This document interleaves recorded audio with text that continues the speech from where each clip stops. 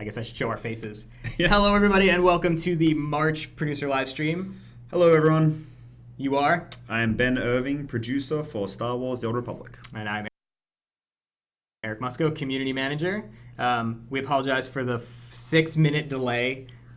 Long story. Don't worry about it. All right, shall we move on? All Musco's fault. It is all my fault. Obviously. It is all my fault. All right, shall we move to the next slide? Get this bad boy started? Let's get going. Boom. Again, thank you everyone for tuning in to the monthly producer stream. Agenda topics for today, do our classic State of the Galaxy, talk about some hot topics in the community and other things that are relevant. Yep. Then we're going to talk about the launch of Chapter 11, Disavowed, move on into the Odessan Proving Grounds and Rishi Arena. Odessan Proving Grounds is our official name for the new Warzone. We have some quality of life improvements, some additional ones that I had shared last month. Give you guys an update on the Eternal Championship, and then we'll have our special guest, Charles Boyd, join us for story time with Charles Boyd. That's right. To talk about Chapter 12, Visions in the Dark. Correct. All right. Let's move into State of the Galaxy. Yeah. So, first of all, the Eternal Championship. So, as you guys know, we had to delay the launch of the Eternal Championship. The ultimate reason for that is it just wasn't ready. You know, the quality wasn't there, and the feature was not fun enough, basically. And you know, it's kind of just life in game development. We're trying to be as transparent with you guys on upcoming features as we can, and the downside of that is occasionally it all comes together and we say, hey, this thing just isn't ready, it needs a little bit more TLC. And that was the case with the Eternal Championship. So I'll talk a little bit more about that later. Just wanted to come up front and say we pushed that out. And the reason for that was quality and just making sure we deliver something that's really fun and really amazing to you guys when it is ready. Right. So Chapter 11, Disavowed, launched for early access yesterday, and full access is coming out tomorrow.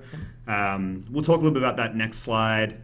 Just to talk specifically about the launch, we know there are a couple of issues with the launch. We actually have a patch prepping right now for tomorrow morning. Yep. Tate is going to post the patch notes and details of what fixes are in there. I know there are a bunch of issues. We want to fix the important one around Jorgen. There are a couple of other fixes that we really want to get to that probably won't come tomorrow, and we'll try to get them to you early next week, hopefully by Tuesday if we can. But the community guys will post the details of that. But do know a patch is coming tomorrow, and a follow-up patch will come next week. Yep. Community content. So do you want to kick this off a little bit? Yeah, so one of the things that I've talked about a lot, certainly, and it's something that I know that guys like Ben and stuff on the dev team really appreciate, is all the amazing content that you guys make in the community. We have so many great podcasts and YouTubers, and we don't get to highlight that stuff too often. That's right. Or we don't really, and we want to make sure to do that. And there's definitely some people, just to give a few examples, for one, Bad Feeling Podcast. They're local to Austin. We were able to bring them out, play the Odessan Proving Ground early, give us some feedback and stuff early on, which was cool. Swotorista. This is one of the reasons that we brought this up. That she started this video series called The Academy, which just has these really, really great video guides to introduce new players to the game, or even if you're an existing player, kind of explains some of the systems. So some really, really cool stuff there. And then we found a cool video by a YouTuber, Kid Lee, describing the Odessan Proving Grounds, and we're actually going to show you a little bit later in the live stream, just because it's a cool way to talk about what the Odessan Proving Grounds is. So we just really wanted to thank you guys for all the great content that you guys put out. We do see it. It's something that me and my team forward on to these guys all the time to make sure that they see it, and they see it without us even forwarding it. They're looking at the forums and Reddit and social media. And just also encourage you guys as the core players to share that information. You know, the swtor game is only as good as the community who plays it, and there are so many brand new players in the game right now, and if you guys can help them out by sharing some of the cool videos like Swotorista had made, I think it makes for a stronger community and ultimately a better game. So thank you guys for contributing, but also encourage you to share it with the new players out there. Yeah, and only because I see it in chat. Just because I didn't mention you specifically in the three, believe me, we listen to all of our podcasts, we read all the blogs. Thank all of you guys, just because I didn't name you in one of those three. Yeah. Believe me, we know you're out there and we love you guys. Keep it up. All right, so Chapter 11, Disavowed. So in case you haven't played it because you weren't in early access, it's now available and free to all subscribers who were part of early access. Yep. If you weren't part of early access, you'll get it tomorrow. Again, to quickly summarize, you join forces with Major Jorgen and Havoc Squad. Really exciting, especially if you have played the Trooper story, it's exciting. If not, really cool character that you get to hang out with and venture deep into enemy territory to change the course of the war on the Eternal Throne. I think it's too early to talk about what you discover at the end of that chapter. Sure, we don't want to spoil it. It's really exciting. Yeah, since release is tomorrow, we don't really want to tell you what it is. But. And when Charles comes for story time, we might touch a little bit on what that might mean as we get into chapter 12 and beyond. And just to call out as well that the new disavowed Cartel Market Pack went live yesterday as well. And I know you have opened a couple of hypercrates. I've opened 2 hypercrates. What are some yesterday. of your favorite things? Yeah, so it's really cool because if you love the Trooper or you love Jorgen, for example, Jorgen's armor set is in there. Yep. The Havoc Trooper armor set is in there. So there's a lot of really, really great items. There's a new mount, and I can't remember what the name of it is, but it's like a floating pedestal. It's just the coolest thing. The first standing mount. I'm a mount collector, so I love every time that we get new packs. So there's a lot of really, really good stuff in this pack. And it's funny you say that. The Cartel Market team told me the Havoc Squad armor sets have been the most popular, but also that mount you mentioned is been really popular as well so far. Yeah. Cool. So the Odessa Proving Grounds and the Rishi Arena.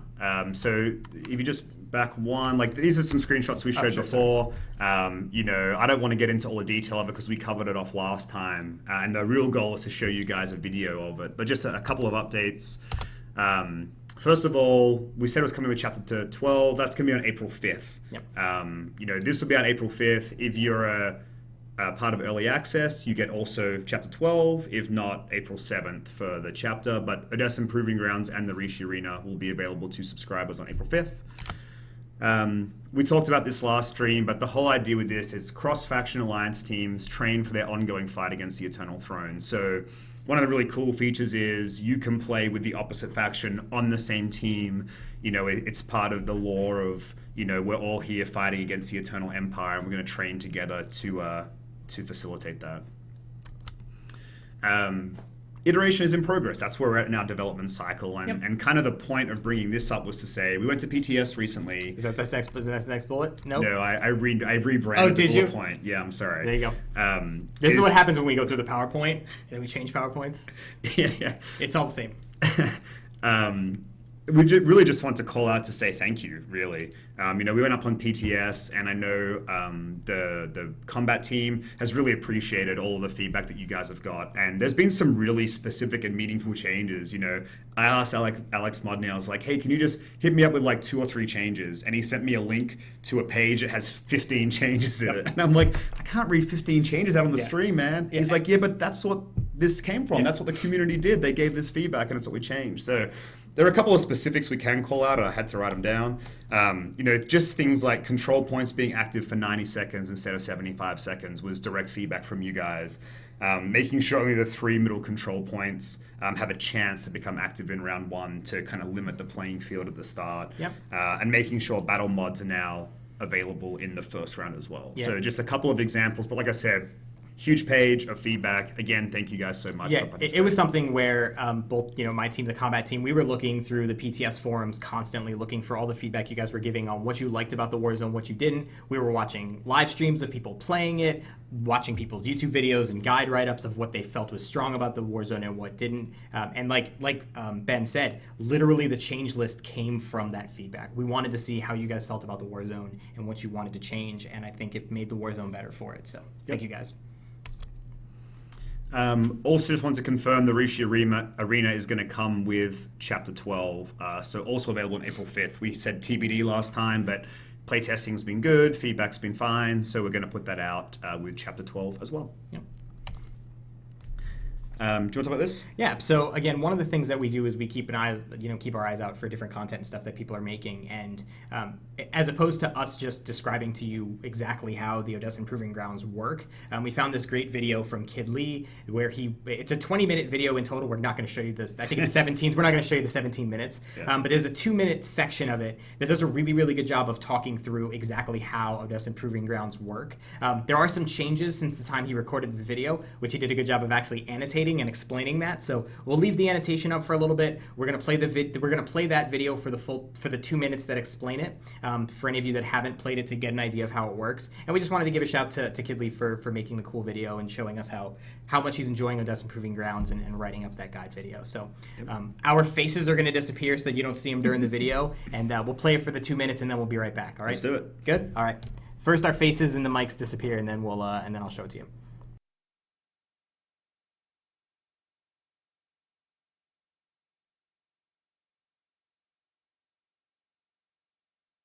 Welcome, ladies and Warzone. Just so you know how this one works, we're going to go ahead and start with control points spawning. At the start of the match, 2 control points will spawn at random.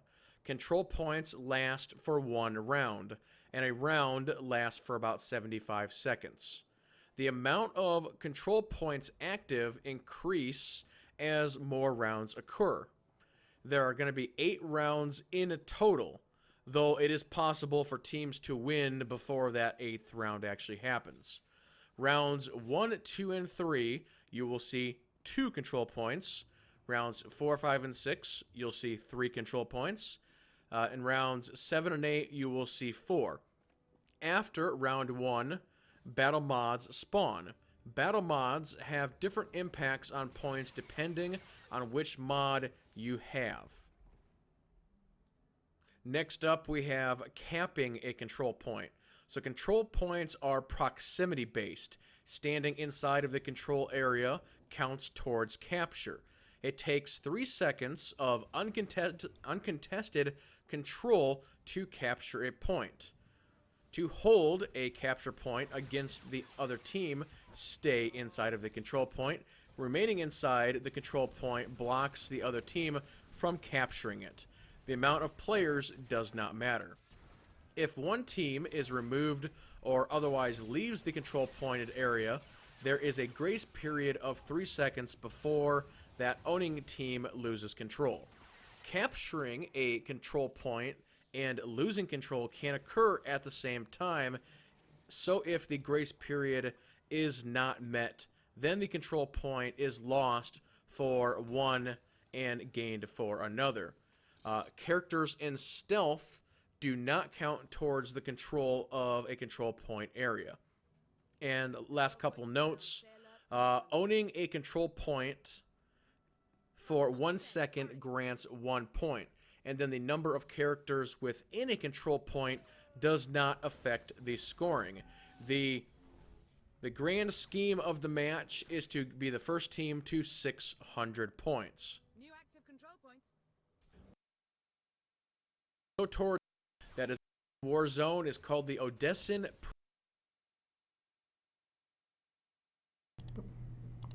All right, and we are back. Let me get our faces back. Faces back. Anyway, thank you again, Kidley, for doing that video. Again, we just wanted to highlight some of the cool community content that's out there. Yeah, for sure. Do you want to? There's a couple of Yeah, questions. yeah. So 2 of the questions that we saw, because I think that there's a little bit of confusion, is the Warzone for subscribers only? Yeah, so I misspoke just a couple of minutes ago. The Warzone is an update available to everybody.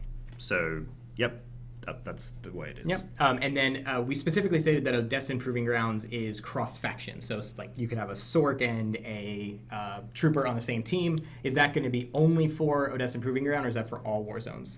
Yeah, so right now it's only going to be for the Odessan Proving Grounds. You know, thematically it really makes sense in that situation. We've considered expanding that to other war zones potentially in the future, but right now we just want to do it for the Odessan Proving Grounds. We'll see how it goes and make a decision from there. Cool. All right, let's jump into some quality of life stuff. Yeah, oh, hey, there was one more question. Will the Eternal Championship come with Chapter 12? That's a great question, and I'm going to cover Eternal Championship in a couple of slides, so thank you. Oh, helps if I'm putting on the PowerPoint.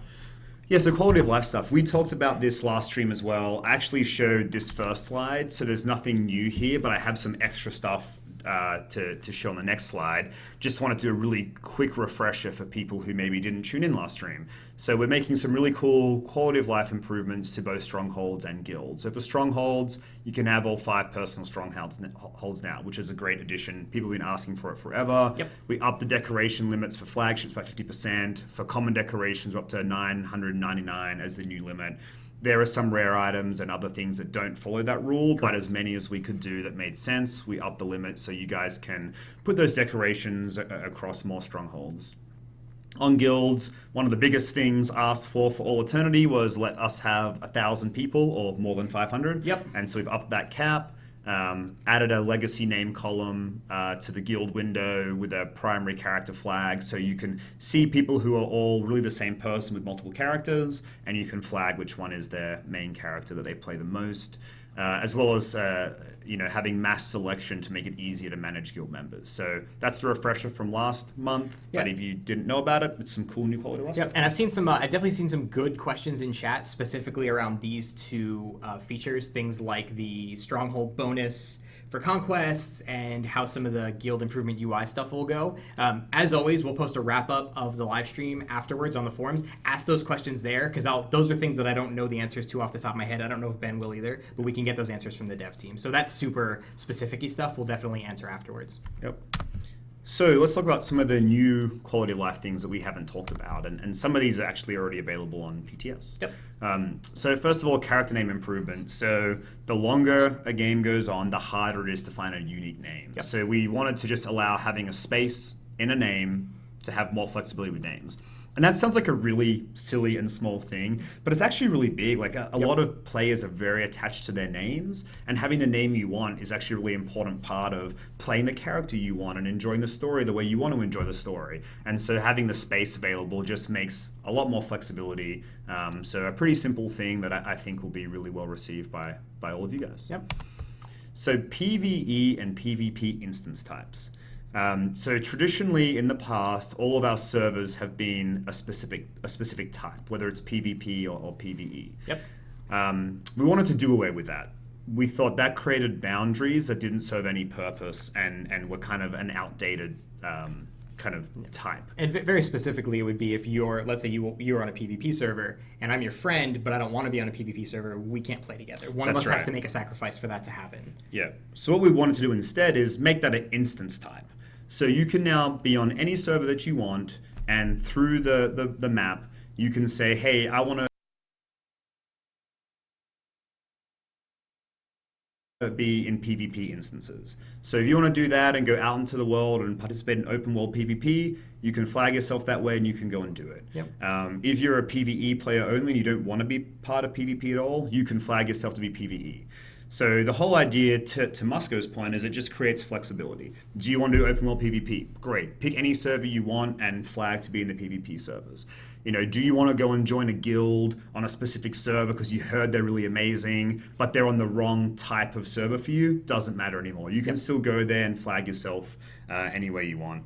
Do you prefer to be with heaps of people and be on one of the really busy servers? You can go and join one of those servers. Would you rather play in a bit of a quieter environment? Like you can pick to go on one of the lesser populated servers. So it just frees you up for a lot of different options for things that you can do. So a really nice quality of life feature. Yeah, good deal. And this one's pretty minor, I think, especially for the people in the stream. You won't come across this very often, but we wanted to update the server select screen. It was out of date. It didn't make sense with the new PvE and PvP instance types, so we gave it a bit of a facelift and made it reflect the state of the game as it is today. So that'll be going up as well. Yep. And the last one is some social window improvements. So again, pretty small feature, but sometimes it's the little things that count. Things like using /who and how that feature operates, and I won't dive into details of it, but just some really small changes that'll be really nice for those of you out there who often try to find where your friends are at or to look for people in certain areas. This will just make your life a little bit easier, which is really cool. Right. Good deal. Okay. Moving on to the Eternal Championship. Yep. So an update on this. So first of all, let's just quickly remind people, what is this all about? The Eternal Championship allows you to compete in the Mayhem event against some of the galaxy's most notorious fighters to earn the title of the Eternal Champion. We talked about this before. It's intended for individuals to challenge themselves in a 10 boss encounter environment where as you progress further and further, the encounters get harder and harder. I say solo, but you can absolutely play with a friend. Yep. If you want to do this as a group, it'll be easier, obviously, than doing it by yourself. But if you want to just see the content or even chase the rare drops. You can get the rare drops in a group with your friends. Yep. If you want to lower your chances with 4 of your friends. How close of friends are they? I don't know.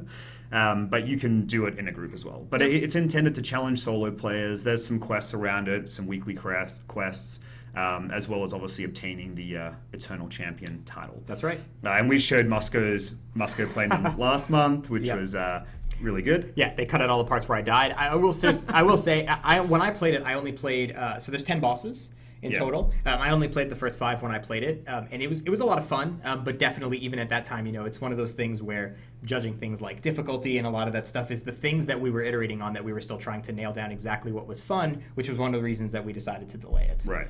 Which brings up potentially what the next bullet is. Yeah. So I don't want to announce a launch date today because we didn't do a great job of that last time. But what we're committed to doing is in 4 weeks, I'll have the announced date ready for you guys. If not beforehand, we might announce it before the next producer stream. Yep. Potentially, but that'll be the upper limit. Will be 4 weeks. And then what we really want to do, we had such great success by putting the Warzone on PTS and getting feedback from our players that we want to do the same thing with the Eternal Championship. So our plan right now is we'll have Eternal Championship up on PTS in March. I think the goal is within the next 2 weeks, but we want to give ourselves March as the window to get it up there. And with that, there'll be a blog. We talked about a blog being planned, but it just didn't make sense to release it because we were making a bunch of changes and we wanted to make sure it was still relevant. So we're hoping to put that out before the end of March as well. So stay tuned. We'd love to get you guys' feedback. Musco touched on it a little bit, but when it all came together and we're all play testing these 10 encounters, there was just something missing. Yep. And the team talked me through all the changes they want to make. It's really exciting stuff. I think when everyone gets their hands on it on PTS, you guys are going to have a really great time, and I can't wait to see that feedback come in, and we can make a few improvements and then get it out for everyone to enjoy. Because the boss encounters are crazy. They're crazy and they're fun. Some of them are, Some of them are just really hard, actually. They're out of control. Some of them are amazing. Yep. All right. One of the questions, I'll let you talk through this and then I'll go through some of the questions that I've seen. Okay, cool. So sub rewards, just to update people, I saw some questions floating through the stream. I think they were all, please, can we have more HK55 rewards? And the answer to that question is absolutely we can. I won't repeat them on stream, but I've seen some amazing jokes in chat. Have you? Okay. That's all I will say, but I cannot say them on stream. Tell me later. So the March subscriber rewards. So these are out there now. If you were subscribed on March 1st, you got access to the HK55 helmet, which is really cool, as well as early access to Chapter 11 Disavowed. For people who subscribe in April, so by April 1st, we're delivering an HK55 weapon set that includes a sniper rifle, a blaster pistol, and a vibro sword. The vibro sword is ridiculous. If you're paying close attention, the background image is what those 3 rewards are, and I'm going to take the text off in a second so you get a better look at them. Yep. And obviously as well, if you're subscribed on April 1st, you'll get early access to Chapter 12, Visions in the Dark, that we're about to talk about pretty soon. Yep. But if you hit this, I think, did I do it? Yeah, there we go. Gives you a better look at those weapons. The vibro sword is amazing. When I saw it, I was like, wow, that's and this actually isn't the best angle for the vibro sword. Correct. I wanted to leave something out there for people to get excited about. That's it for sub rewards. Good deal. I'm gonna press the next Is button. next. Oh, it is story time with Charles Boyd. That's right. Just when you thought it was only gonna be the 2 of us, we're bringing in someone else as well. So we're gonna slide, shimmy over. So one of the questions that I've seen quite a bit pop up when we were talking about the quality of life features is can you use things like titles like Darth and Lord and stuff as part of the new space in the name? I don't know the exact naming rules, but I will find them out. So ask those nitty gritty stuff. Like those are the things you should definitely ask afterwards in the forums. But enough about that. Do we need to comment on the T-shirt? I think we do. So Look at that. Yeah. You can't really. You've got a sweater. There we go. Each one of us is wearing a different studio shirt. I'm going to say we planned that. We did not. But I'm going to say that we intentionally planned that. We have This to is comment. as close as you and I have got to doing something that makes sense in quite a few months. We have to comment on the shirts every single time. Yeah. So with Charles here, and I'm about to press forward in a second, but anyone who has story-related questions, definitely throw them in chat as well, and I'll pull anything out that we've seen. There you go. Hello. Yes. So first up, obviously we're kind of transitioning from the Charles Boyd story stream to a Charles Boyd guest spot on the producer stream, as well as an upcoming piece that we're going to release. Spot. That's Featured right. guest spot. Featured. It would be and Charles Boyd at the end of That's the credits. right. Anyway, we've got a special story video blog coming up hopefully in the next week or two. We're still nailing down the exact release date. We've seen a lot of questions on when is that coming for the people Yeah. who really liked Charles's story stream, and the answer is in the next week or two. Yeah, as soon as we can. So that'll be a much shorter kind of piece, focused on Chapter 11, and it'll talk about some background, some details there. And we wanted to take this opportunity to kind of do more of the Q&A stuff from the other stream. And Because we're about to talk about Chapter 12 in a second, but we thought before we get there, maybe we could open up the floor to some questions. So one of the questions we see it every time we do a story stream, and I'm going to ask it every time. People want to know when they're going to get their favorite companion back.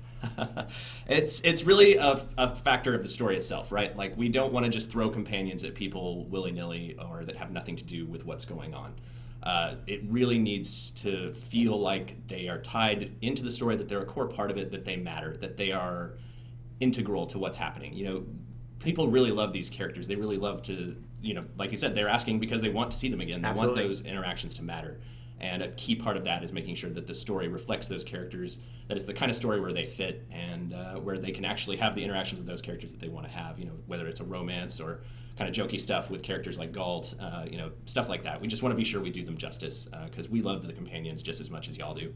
We've been writing them for many years. They're very close to our hearts, and so we want to do them justice. Good deal. Well, shall I move on as we see if more questions are coming in? Yeah, absolutely. All right. Oh, helps if I again are in the I'm in the PowerPoint. All right, so Chapter 12, Visions in the Dark. This is our next story chapter coming up in April. As you see there, that's early access, right? Early access, Yep. April 5th. Yep. Those of you who have played Chapter 11 know that you've made an important discovery at the end of the chapter alongside Eric Jorgen and Havoc Squad. That's going to kind of combine with information that you got with Cleo back in Chapter 10 to lead to a very important new piece of information, something that is going to give you a potentially huge advantage against the Eternal Throne, against Emperor Arkin. And so that, of course, is going to lead to a deadly mission, something that could really go bad if it doesn't go the way you want. So it's there's going to be a lot on the line here. And for that reason, the player is forced to turn to Valkorion, good old Eternal Emperor, still stuck in our heads, still teasing us in our brains. He's the guy Master. That's right. He's the kind of guy who has information on the places where we're going to go in this mission. Kind of guy who can give a really valuable insight. But he doesn't help us unless he wants to help us. And in this case, it may turn out that he doesn't want to. It might be a little messy for our Outlander. Could go bad. But you'll have to tune in and see. Also really excited about this chapter because it has a special return appearance from two fan favorite characters, Satil Shan, and special guest appearance, the spirit of Darth Mar himself. So I can't believe who we've teased actually for a I put while. this in the previous slide thinking that I chat didn't- would go crazy I didn't about, see any oh notice my it. god, is Satil Amar coming back? And either we didn't notice it, I didn't or catch any. I was my looking. subtlety wasn't strong enough. I was looking, Ben. I didn't see it. Yeah, so we've kind of hinted at their presence on Odessen in past chapters. So this is going to be your chance to actually run into them and find out a little more about what's going on. Why are those two characters, of any two people in the galaxy, why would those two be hanging out and talking things over? And what are they going to have to say to our Outlander? So it's going to be a really cool chapter, a little bit different from some of the ones we've been doing. A little more focused on the Force and the mysteries and prophecy and Destiny, all of that great Star Warsy stuff that Valkorion loves to talk about. So it's going to be a lot of fun. I'm so excited. Get a chance to see a little more of Odessen. We have our base there. We spend a lot of time there, but haven't gotten to really go out into the world itself, explore the wilderness a bit. So this is going to be a chance to do that as well. Good deal. Cool. I'm excited. Have we built up some questions for Charles? Yeah, so this is an interesting, and I don't know if you actually will answer this question, but Ooh, that's my favorite kind. how much time has passed from the time you were frozen in carbonite till Chapter 11? Ooh.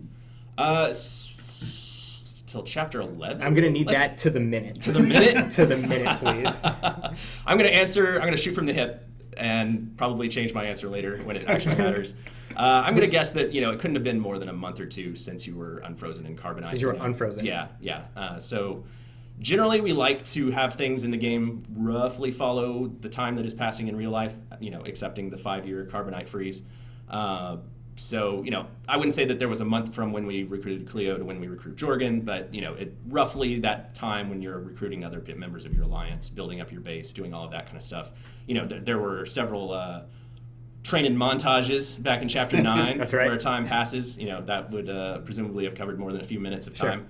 And repairing the gravestone probably took a little bit of time. Yeah, a little bit. It did take a few weeks, maybe. A few hits there. Or a few minutes. So, I would say probably 5 years and a couple months. Got it. Good deal. Time there.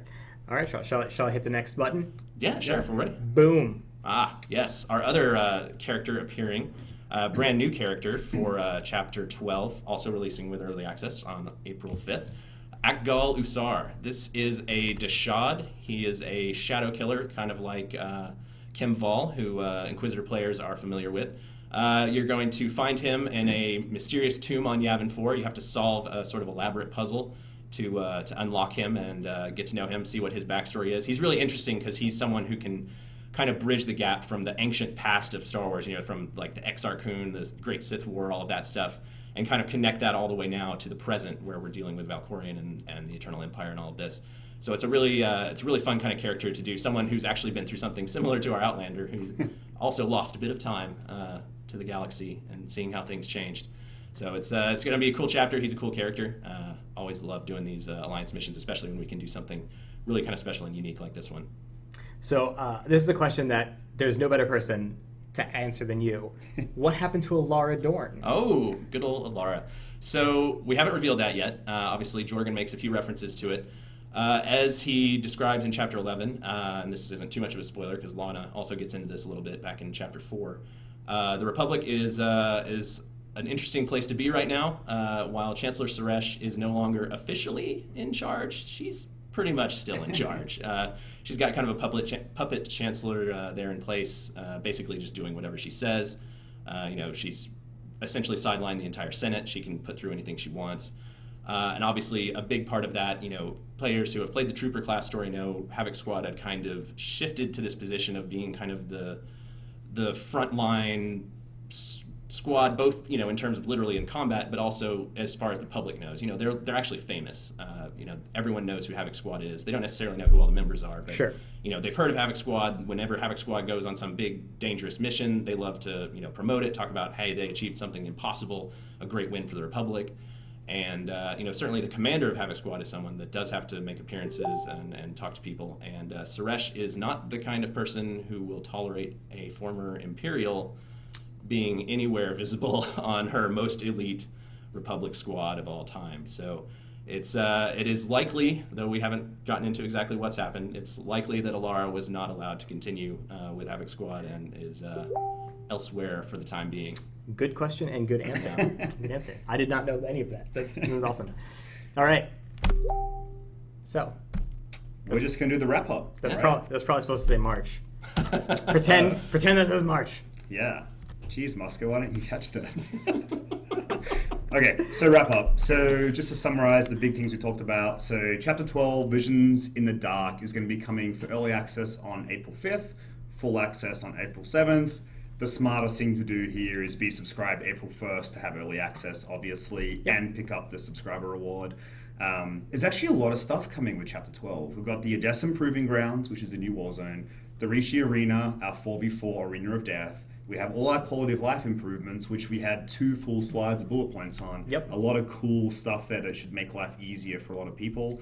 And the Akgal Usar recruitment mission, which I can finally say it properly, I think, after these last I want you few to know, weeks when I was going through the of slide, I trying. was like, how do I pronounce that? We'll just do a whole stream that's just me pronouncing Pronouncing words. it? I like it. That's why Charles is here. No, okay. Yeah. And then the Eternal Championship we talked about, we had to push it out, make sure we deliver something really fun and engaging to all of our players. It's going to be coming to PTS this month. Our goal is in the next 2 weeks. And then the next producer stream will give the launch date for that we will hit for sure this time. And then the Inside the Story video blog is coming soon, hopefully in the next week or two, even sooner potentially. And just the things Charles talked about now is like a little sampler of all the goodness you can get by checking out that video blog. It's actually really cool and interesting, and I know you guys will love it, especially the story fans out there. Yep. And then again, we'll be doing a forum wrap-up, as we always do, of everything we talked about today, which will be up 30 minutes or so after I get out of this room, which will recap everything we talked about. And again, any specific questions that we didn't answer on the stream, feel free to shoot them in that thread, and I'll work with these guys on getting those answers. One last note, which I knew we'd almost forget, which is why I wrote it down. The next live stream is probably going to be on that Tuesday. Yes. So it would be on April 5th. April 5th. Yeah, Yep. so our next producer live stream will be 2 on days April, early. Correct, Yep. yeah. Because again, Ben will be at the office, so we want to make sure that Ben can be here to talk to you guys about the producery live stream stuff. Right. As Ben does. And there's one more question to answer real quick. Is Akgar Lusar part of the story like Lionel Theron, or is he a side character like Blizz? Like Blizz, yeah, he's an Alliance recruitment. Yep, just clarifying that. There you go. All right. We're going to leave you guys with the teaser trailer for Chapter 11 that just went live. In case you haven't played it, get you excited to get home after work or whenever you're able to patch up and play Chapter 11. Yep. All right, so I'm going to turn our faces off again and mute the mic, and then I'll switch over to the video. Thank you guys very much for tuning in. Thanks for coming. And we'll talk to you next month. Awesome. Thank you, guys. Thanks so much.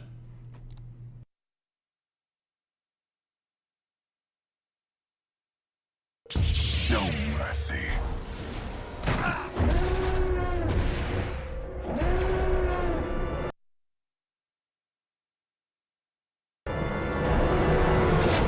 I'm tired of seeing Arkan stomp all over the galaxy. I've got enough that can use your help.